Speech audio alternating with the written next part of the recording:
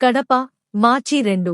ఉపాధి హామీ పథకం కింద పనిదినాలను 100 నుంచి 125 రోజులకు పెంచుతూ కేంద్ర ప్రభుత్వం తీసుకున్న నిర్ణయం గ్రామీణ ప్రాంతాల్లో పేద ప్రజలకు జీవనోపాధి భద్రతను పెంపుదలతో పాటు ఆర్థిక భద్రతను కల్పించనుంది.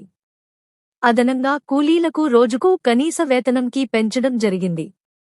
ఈ పథకం కోసం కేంద్ర ప్రభుత్వం 1.51 లక్షల కోట్ల రూపాయలు కేటాయించగా ఈ నిధులను గ్రామీణ మౌలిక సదుపాయాల కల్పన, నీటి భద్రత, పర్యావరణ పరిరక్షణ వంటి పనులకు వినియోగించనున్నారు.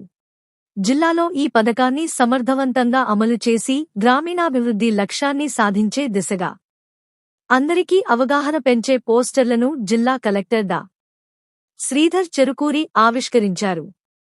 సోమవారం కలెక్టరేట్ సభాభవన్లో జరిగిన ఈ పోస్టర్ ఆవిష్కరణలో జిల్లా కలెక్టర్ తో పాటు జేసీరా. నిధి మీనా, డ్యార్వో విశ్వేశ్వర నాయుడు, గామా పీడీ ఆదిశేషారెడ్డి తదితర జిల్లా అధికారులు పాల్గొన్నారు.